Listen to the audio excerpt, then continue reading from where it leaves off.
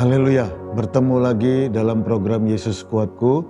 Kembali pada hari ini kita akan mendengarkan perenungan firman Tuhan yang akan memberkati dan menguatkan kita bersama. Tetapi sebelumnya mari kita bersatu di dalam doa. Allah Bapa kami yang bertahta di dalam kerajaan surga, terima kasih kami ucapkan kepadamu Tuhan untuk penyertaan-Mu dan pimpinan-Mu dalam kehidupan kami. Keberadaan kami hingga pada hari ini semua karena kemurahan-Mu ya Tuhan. Pada hari ini kami akan mendengarkan kembali perenungan firman-Mu ya Tuhan. Dan kami percaya perenungan firman Tuhan pada hari ini akan menguatkan, memberkati kami, dan akan memotivasi kami untuk iring Engkau dengan setia ya Bapa. Kami membuka tanah hati kami selebar-lebarnya, ditabur oleh kebenaran firman-Mu, dan firman-Mu itu akan berakar, bertumbuh dan berbuah-buah dalam kehidupan kami. Dan kehidupan kami akan menjadi berkat bagi banyak orang. Terpujilah nama-Mu ya Tuhan. Dalam nama Tuhan Yesus Kristus kami berdoa mengucap syukur. Haleluya. Amin.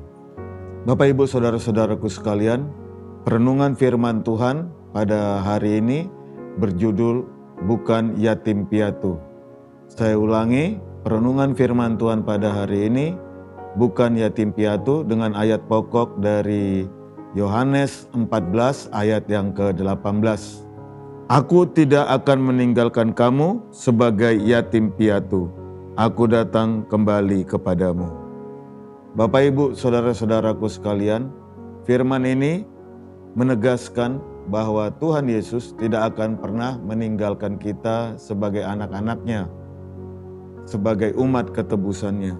Dia akan selalu ada bersama dengan kita dan kita tidak akan pernah menjadi yatim piatu. Kita menyadari bahwa Tuhan kita adalah Tuhan di atas segala Tuhan, Tuhan di atas segala-galanya. Tapi kita juga harus menyadari bahwa Dia adalah Tuhan yang selalu menyertai kita dan memimpin kehidupan kita. Dia Tuhan kita yang maha hadir. Tentunya kita sangat familiar dengan istilah omnipresent. Dialah Allah kita yang maha hadir itu. Bapak Ibu Saudara-saudaraku sekalian, perenungan firman Tuhan yang berjudul bukan yatim piatu ini, biarlah mengingatkan kita bahwa dalam menghadapi hidup ini kita tidak pernah sendiri. Yohanes 14 ayat 18 adalah perkataan Tuhan Yesus kepada murid-muridnya. Dengan tegas Tuhan Yesus menyatakan kepada murid-muridnya bahwa aku tidak pernah meninggalkan kalian. Kalian tidak pernah sendiri. Dan ini terbukti ketika Tuhan Yesus naik ke surga setelah Dia menjalani misi keselamatan umat manusia, Dia naik ke surga dan Dia mengutus Roh Kudus bagi kita umat kepercayaan, umat kesayangannya. Bapak Ibu Saudara-saudara sekalian, tentunya kita harus mengetahui dengan pasti bahwa Roh Kudus yang diutus Allah kepada kita pada hari raya Pantekosta itu juga adalah oknum Allah. Roh Kudus adalah oknum Allah karena Dia maha tahu, maha hadir, dan maha kuasa. Jadi kita harus meyakini bahwa saat ini dan sampai nanti Tuhan Yesus datang kembali, kita tidak pernah akan menjadi yatim piatu. Roh Kudus yang adalah roh penolong itu, itulah yang menggantikan kedudukan Yesus di muka bumi ini. Jadi kita tidak pernah sendirian, Bapak Ibu Saudara-saudara sekalian. Kita tidak pernah menjadi yatim piatu. Dalam Yohanes 14 ayat 16 dikatakan, Aku akan minta kepada Bapa dan Ia akan memberikan kepadamu seorang penolong yang lain, supaya Ia menyertai kamu selama-lamanya. Jelas sekali dari ayat ini bahwa ada yang selalu menyertai kita, yaitu Roh Kudus. Dan Roh Kudus inilah yang akan memberikan kita kemampuan, kesanggupan untuk tetap hidup benar di hadapan Tuhan. Dalam Yohanes 16 ayat yang ke-13, Ayat ini katakan, tetapi apabila ia datang, yaitu roh kebenaran, ia akan memimpin kamu ke dalam seluruh kebenaran.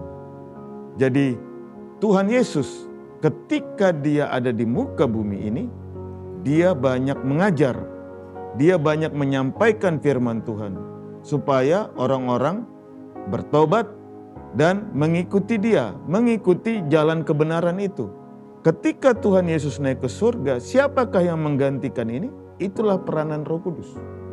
Membawa kita ke dalam kebenaran dan memampukan kita untuk tetap hidup di dalam kebenaran firman Tuhan itu.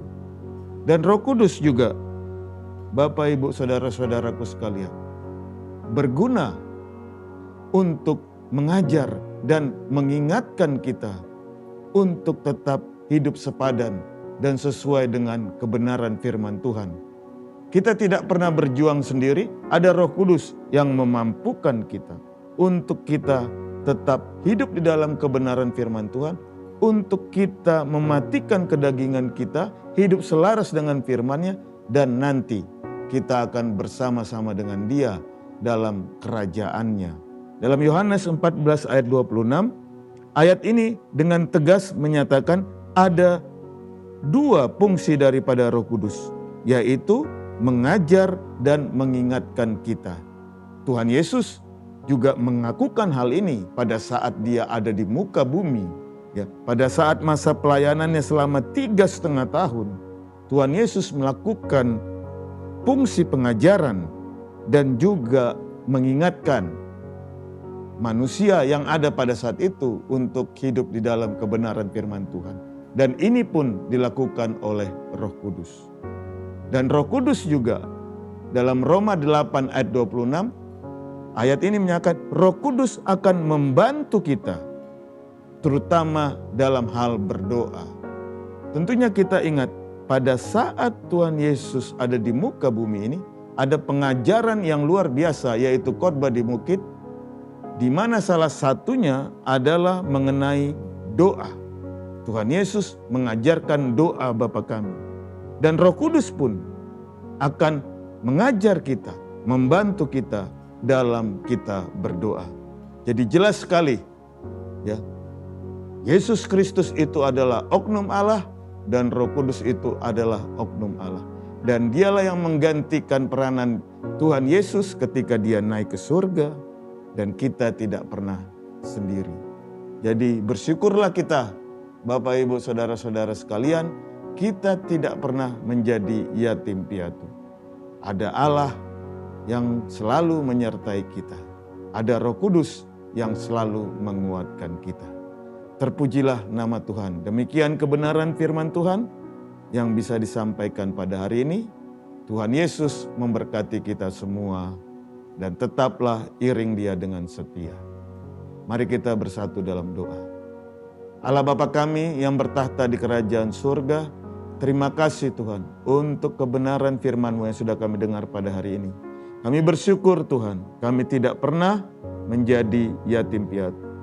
Kami punya Allah yang selalu hadir dalam kehidupan kami, yang selalu menguatkan kami, dan yang selalu memimpin kami. Biarlah perenungan firman Tuhan pada hari ini semakin memotivasi kami untuk tetap dekat dengan Engkau, untuk tetap membangun hubungan yang erat dengan Engkau Tuhan. Dan kami membangun keintiman terus dengan-Mu ya Bapa. Terima kasih ya Tuhan. Pimpin terus kehidupan kami. Pimpin terus dan pegang tangan kami Roh Kudus. Dan biarlah kami hidup untuk menyenangkan hati-Mu saja. Terima kasih Tuhan. Dalam nama Tuhan Yesus Kristus, kami berdoa mengucap syukur. Haleluya. Amin. Bersama Yesus aku kuat. Haleluya.